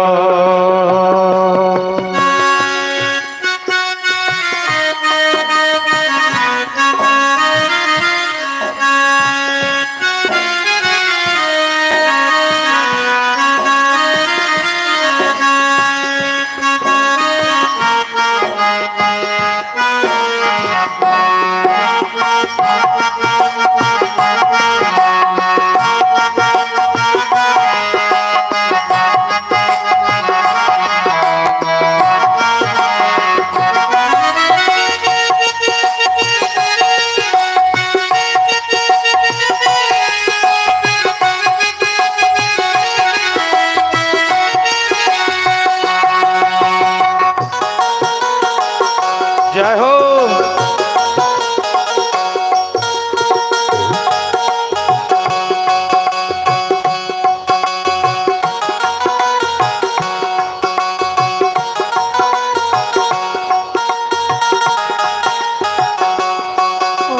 सुन बातें कान्हा की मैया बैठी मुस्काए, सुन बातें कान्हा की मैया बैठी मुस्काए, लेके बलैया मैया इब्रे से अपनी लगाए, सुन बातें कान्हा की मैया बैठी मुस्काए, नजर कहीं लग जाए ना अब मेरे लाल को राधिका गोरी से, ब्रज की छोरी से मैया करा दो मेरे ब्याह। उम्र तेरी छोटी है अजर तेरी खोटी है, ऐसे करा दो तेरा ब्याह राधिका गोरी से, ब्रज की छोरी से भैया करा दो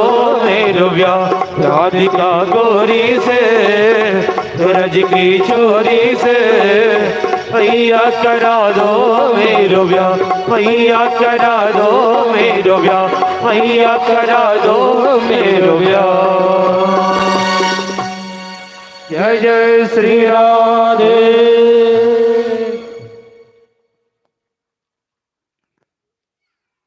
4 साल 5 साल का बालक मां के सामने इस तरह का प्रस्ताव रखे, मुझे जसोदा को इतना आनंद आ रहा है और मनी मनी सोचती है, सुन बातें कान्हा की मैया मन ही मुस्काई, लेके बलैया उनकी हृदय से लगाई। मेरे लला को कहीं किसी की नजर न लग जाए, लला इतना सुंदर है, इतनी सुंदर बोली बोलता है, इतनी सुंदर लीला करता है। इस तरह से भगवान भक्तों को आनंद देने के लिए जो जो भक्ति की भावना होती है, जो इच्छा करी हो मन माही, हरि प्रसाद कछ दुर्लभ न। भगवान के दरबार में जो भी इच्छा करोगे उनकी कृपा से वो पूरी होती है, इसमें कहीं संदेह नहीं है। सच्चे दिल से भगवान के दरबार में उनके प्रति अपनी आस्था तो व्यक्त करके देखो।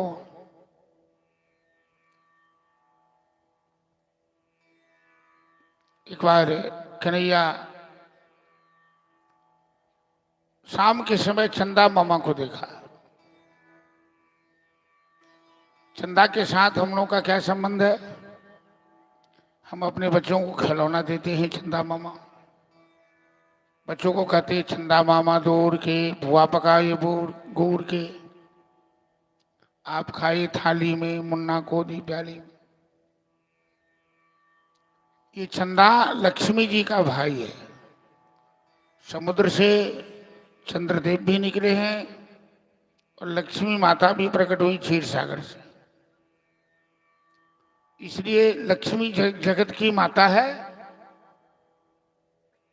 और लक्ष्मी के भाई संसार के मामा कहलाते हैं, चंदा मामा। शाम के समय कन्हैया ने चंदा मामा को देखा। माँ से कहता है, माँ कि मैया मैं, माँ के विशुरदासी की कल्पना है कि मैया मैं चंद्र खिलौना ले हूँ, मैया मैं चंद्र खिलौना ले हूँ। अरे माँ, वो चंदा मामा हमें खिलौना के लिए ला दे। यशोदा कहती है, लला तू कैसी बात करता है रे? अरे चंदा को यहाँ है, ये तुझे तोड़ के ला दूं? वो बहुत दूर है, चाहे जहां भी हो, पर हमें चंदा मामा चाहिए। यशोदा थोड़ा सा नाराज हो गई। चंदा मामा चाहिए, चंदा मामा नहीं ला दूंगी तो क्या करेगा? मैया नहीं ला दोगी तो मैं क्या करूंगा बताऊं? क्या करोगे? बच्चा केना धमकी दै छै माय बाप के। बच्चा जे कोनो छिड़िया लागा तो तुरंत जमीन पर उड़ा जाए छै। ई नैसर्गिक गुण छै बच्चा में जमीन के साथ। तो कन्हैया कहते हैं कि जय हो लेठी अबही अबनी पर, तेरी गोदन आई हो। मैं अभी जमीन पे लेट जाऊंगा और तेरी गोद में भी नहीं आऊंगा। यशोदा कहती है, चलो लेट जा जमीन पर, मेरा क्या जाता है? तेरे शरीर में धूल लगेगी, तू लगेगा भालू की तरह, तो मैं तेरी गोद में भी नहीं आऊंगा। बच्चा की धमकी। तो यशोदा कहती है, मत आना गोद में, मुझे कोई शौक है तो नहीं आना गोद में। कन्हैया ने देखा आज जो जो धमकी दे रहा हूं माँ के ऊपर कुछ लागू नहीं हो रहा है। फिर कहते हैं कि सुरभि के पै पान न करी हूं, मैं दूध भी नहीं पीऊंगा। बच्चा धमकी दी थी माँ बाप के, हम नहीं खाए, रुस रहो। अब मैं बाप जी जिद पकड़ लेते रुस रहो, जाओ अपने भूखल रहो की करो। सुरभि के पे पान न करी हो, मैं गाय का दूध नहीं पीऊंगा। तो जसोदा कहती मत पी, तू भूखा रहेगा, मेरा क्या बिगड़ेगा। तो बेनी सिर न गुहे हो, और तू जो बार बार मेरा बाल संभालती है, बेनी बनाती है। बेनी के कही चीज जरा मैथिली भाषा में लड़की सबके झुट्टी कोई रही है, झुट्टी तो बेनी ओकरे कही। तो मैं बेनी सिरे न गुहे हो, तो चलो नहीं नहीं तो बाल नहीं संभालने देगा तो नहीं संभालने दे, लेकिन आज मैं तेरी धमकी पे मानने वाली नहीं हूं। अच्छा मैया तू कैसे मानेगी तो मैं जानता हूं। कन्हैया भली भांत जानता है, एक धमकी और बाकी है और मां सिलेंडर कर जाएगी। पूत कहीं हो नंद बाबा के, तेरे सुत न कहे हो, मैया मैं चंद खिलौना ले हूं। आज के बाद मैं नंद बाबा का बेटा तो कहूंगा, लेकिन तेरा बेटा नहीं कहूंगा। यही जसोदा के लिए खतरनाक है। सब कुछ जसोदा बर्दाश्त कर सकती हैं, लेकिन कोई कहे कि कन्हैया जसोदा का बेटा नहीं है, वो कभी नहीं मान सकती। तुरंत कन्हैया को उठा के गोद में ले लेती हैं। सुनहु कान चंदा हूँ सो सुंदर, नई दुल्हनिया ले हो। अरे लल्ला तू क्यों घबराता है, चंदा मामा से भी सुंदर दुल्हन तेरे लिए ला देती हूँ, उसी दुल्हन से तेरा ब्याह करा दूंगी। कन्हैया कहा क्या राधा जी से, कहा राधा से करा दूंगी, चलो तू खुश हो जा। इस तरह से भगवान सुंदर लीला करके ब्रजवासियों को आनंद दे रहे हैं। जो भगवान की माधुर्य लीला कहलाती है, ब्रजमंडल की समस्त लीला। 11 वर्ष 3 महीना तक भगवान ब्रज में रहकर लीला किए, पूतना का वध किए, तृणावर्त का वध किए, सक्तासुर का वध किए, बकासुर का वध किए, अघासुर का वध किए, धेनुकासुर का वध किए, केसी नाम के राक्षस को मारा, कालिया नाग का मान मर्दन किया, ब्रजमंडल में आग लगी तो अग्निपान किया, गोपियों के घर जाकर माखन चोरी किया और यमुना स्नान करते गोपियों का वस्त्र हरण किया, चीर हरण किया। ये भगवान की अद्भुत लीला चल रही है। ब्रजवासी सब इंद्र यज्ञ की तैयारी में लगे। इंद्र पूजा करते थे। तो जैसे हम लोग के यहाँ छठी त्योहार का समय आता है, 1 महीना पहले से ही दुर्गा पूजा के बाद लोग छठी तैयारी में लग जाते हैं, सारे इंतजाम करने लगते हैं। तो ब्रजवासी सब इंद्र याग की तैयारी में लगे। पूरी ब्रजमंडल में हलचल मच गई। कन्हैया गोवर्धन लीला करना चाहता है, गोवर्धन उठाएगा और गोवर्धन लीला के माध्यम से कन्हैया इंद्र का अभिमान दूर करना चाहते हैं, क्योंकि भगवान तो सर्वशक्तिमान है, उनके सामने किसी की सत्ता नहीं है। और यदि कोई देवता अपने को भगवान मान ले तो भगवान उसे नीचे ला देते हैं। इंद्रदेव ने अपने को भगवान मान लिया है, ब्रजवासियों की नजर में इंद्रदेव भगवान बन गया है। तो कन्हैया ने पूछा अपने नंद बाबा से कि कथ्यताम में पितुः कोयम संभमम समुपागत, किम फलम कस्य चोद्देश तेनाराधिते मखम। कन्हैया नंदवा से पूछते हैं, पिताजी पूरे ब्रजमंडल में किस चीज की हलचल मची हुई है, किस चीज की तैयारी हो रही है। नंद बाबा कहते हैं, लल्ला हम ब्रजवासी इंद्र भगवान की पूजा करते हैं, इंद्र जाग करते हैं।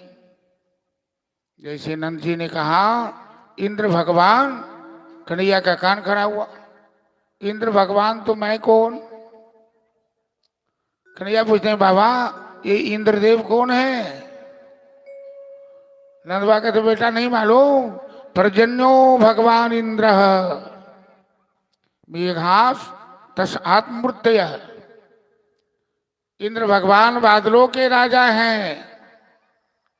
अभी वर्षंती जीवानाम, वो वर्षा करते हैं तो प्राणियों की रक्षा होती है, घास उगती है, अन्न उगता है, तब प्राणी जिंदा रहता है। कन्हैया कहते हैं कि बाबा कर्मणा जायते जंतु कर्मणैव विलीयते, सुखम दुखम भयम क्षेवम कर्म वेवाभिपद्यते। प्रत्येक इंसान अपने कर्मों का फल ही भोगता है। प्रत्येक इंसान के जीवन में सुख और दुख के रूप में किए गए कर्मों का फलाफल ही प्राप्त होता है। तो इंद्र कर्म विधाता कब से हो गया? इंद्र भगवान कैसे हो गया? ये आप क्या कहना चाहते हैं? नंद बाबा भोले वाले कहते हैं कन्हैया तुमसे तर्क करने में मैं नहीं सकने वाला हूं, तू क्या कहना चाहता है? कन्हैया कहता है बाबा मेरी बात पर विश्वास करो, इंद्र पूजा बंद करके इस बार गोवर्धन पूजा शुरू करो।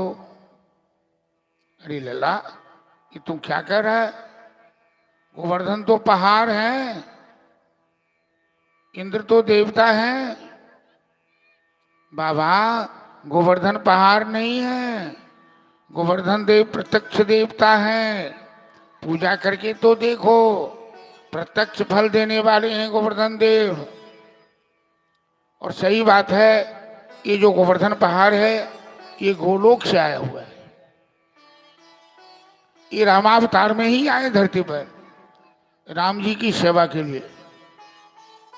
और जब समुद्र में पुल बन रहा था तो गोवर्धन देव भी उस पुल में लगना चाह रहे थे, लेकिन जब तक हनुमान जी गोवर्धन लाए तब तक समुद्र का काम पूरा हो गया। तो सूचना मिली कि जो बंदर जो पहाड़ जहां उठाए वहीं रख दे। हनुमान जी ने गोवर्धन को रखा, गोवर्धन देव रोने लगे, मैं तो राम जी की सेवा के लिए आया था और मेरा काम ही नहीं हुआ। तो भगवान ने कहा चलो अगले अवतार में हम तुम्हें 7 दिन तक अपने हाथ पर उठा के रखेंगे, चिंता मत करो। आज भगवान गोवर्धन देव की इच्छा पूरी करने के लिए गोवर्धन लीला करने जा रहे हैं। नंद बाबा ने कहा लल्ला तुम जो कह हम वही मानेंगे, क्योंकि तू तो गोकुल का राजा है और तूने आज तक जब से ब्रजमंडल में आया है तो बहुत सारे दुर्घटनाओं से, बहुत सारे खतरा से तूने ब्रजवासियों की रक्षा की है। तू क्या कहता है? तो बाबा इंद्र पूजा बंद कीजिए, गोवर्धन पूजा की तैयारी कीजिए। कैसे करेंगे गोवर्धन की पूजा? कोई किताब, कोई पद्धति, कोई आचार्य, कोई पंडित? कन्हैया कहते हैं मैं पंडित भी हूँ बाबा, मैं पूजा भी करा दूंगा, मैं सब कुछ बता दूंगा। आप लोग सब सुंदर व्यंजन पकवान पूजा पाठ की सामग्री लेकर चलिए गिरिराज के पास और हम लोग बहुत बड़ा उत्सव मनाएंगे गिरिराज की पूजा के बहाने माध्यम से।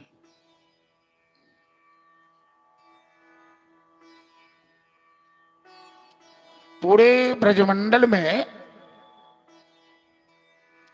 हलचल मच गई,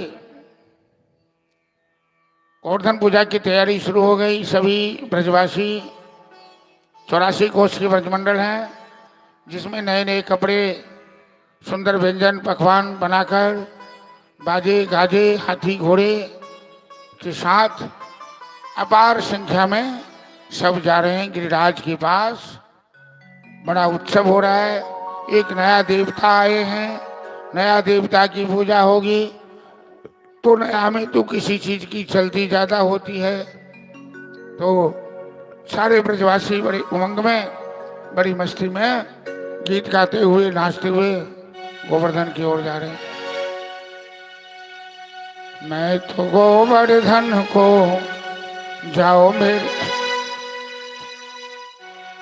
मैं तो गोवर्धन को जाओ मेरे वीर, न माने मेरो मन मावे। मैं तो गोवर्धन को जाओ मेरे वीर, न माने मेरो मन तो गोवर्धन को जाओ मेरे वीर, न माने मेरो मन मैं तो गोवर्धन को जाओ मेरे वीर, नहीं माने मेरो मन माने मेरो मनवा, अरे रे रे न माने मेरो मनवा, न माने मेरो मनवा, अरे रे रे न माने मोर कनमा। मैं तो गोवर्धन को जाओ मेरे वीर, न माने मेरो मनवा, मैं तो गोवर्धन को जाओ मेरे वीर, न माने मेरो मनवा।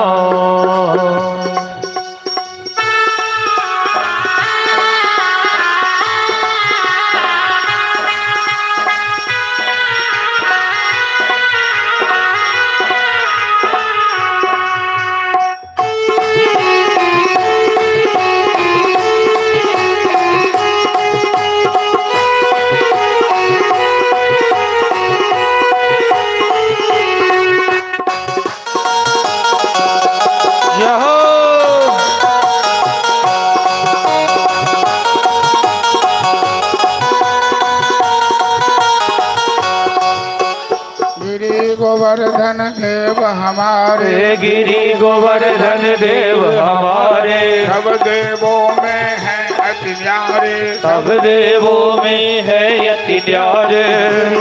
जय देव हमारे, गिरि गोवर्धन देव हमारे, सब देवों में है अति न्यारे, सब देवों में है अति न्यारे।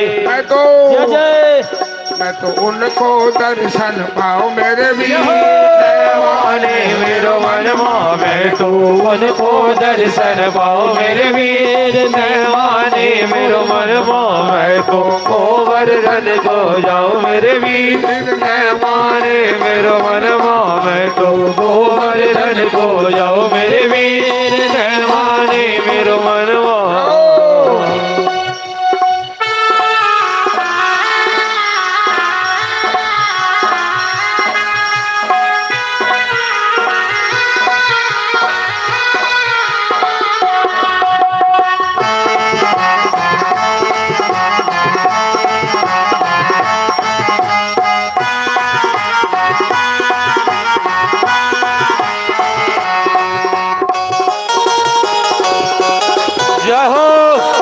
हरि बोल।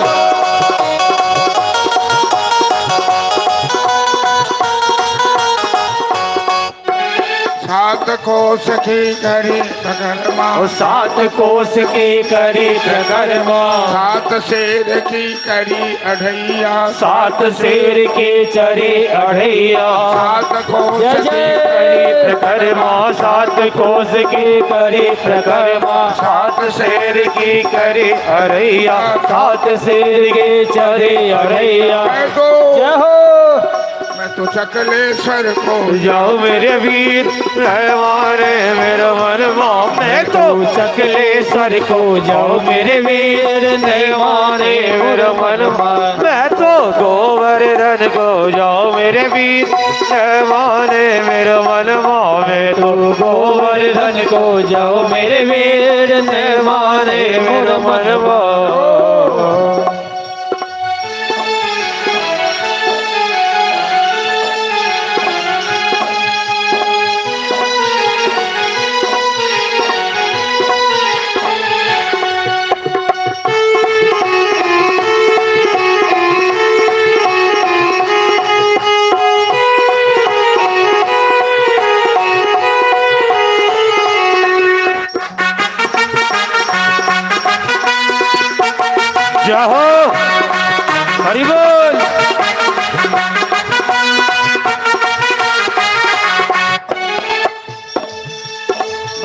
ब्रजवासिन सब धूम मचाए, वासिन सब ढोल बजाए, गोवर्धन के लिए रे आए, गोवर्धन के नियरे आए, ब्रजवासिन सब धूम मचाए, ब्रजवासी सब धूम बजाए, गोवर्धन के लिए रे आए, गोवर्धन के नियरे आए।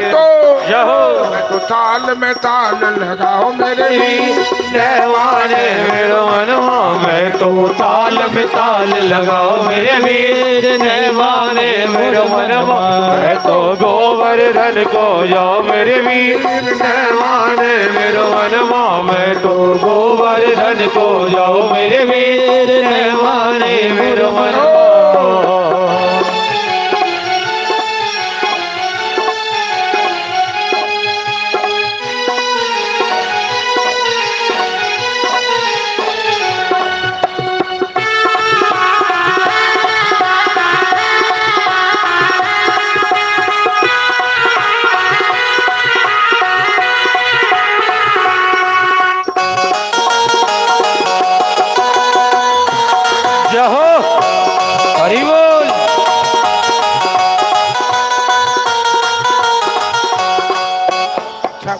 व्यंजन आज बनाओ, 56 व्यंजन आज बनाओ, गोवर्धन को भोग लगाओ, गोवर्धन को भोग लगाओ, 56 व्यंजन आज बनाओ, 56 व्यंजन आज बनाओ, गोवर्धन को भोग लगाओ, गोवर्धन को भोग लगाओ।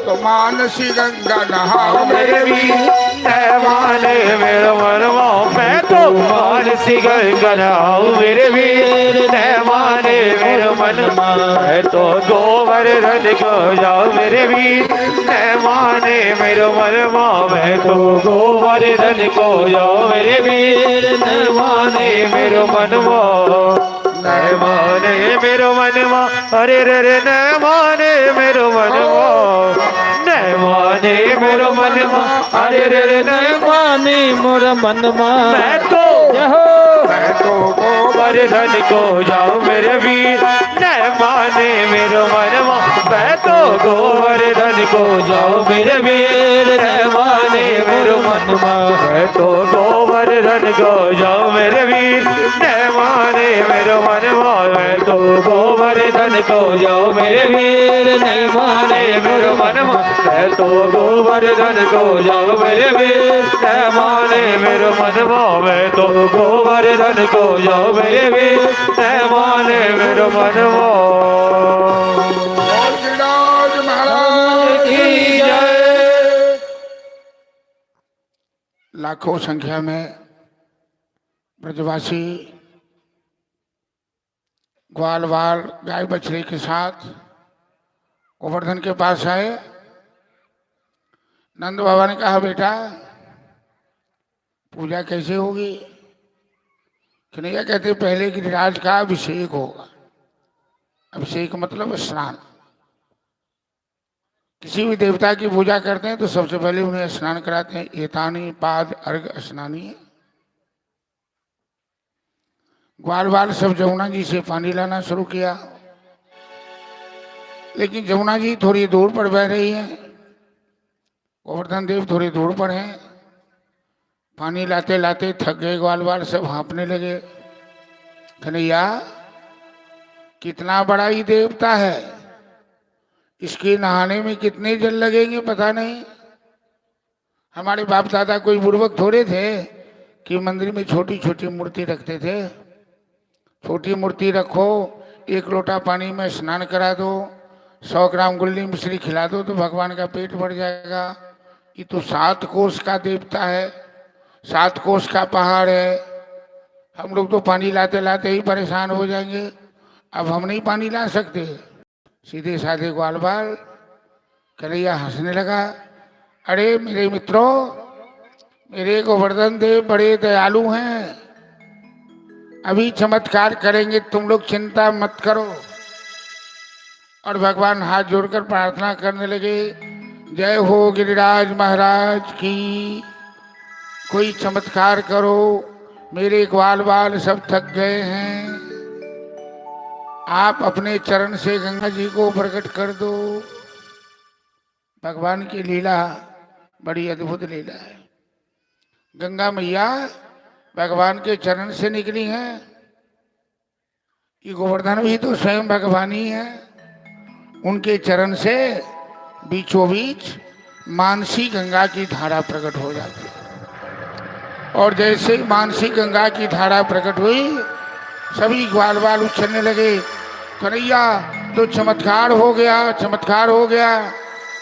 गोवर्धन देव ने गंगा मैया को प्रकट कर दिया। बोल मानसी गंगा महारानी की जय।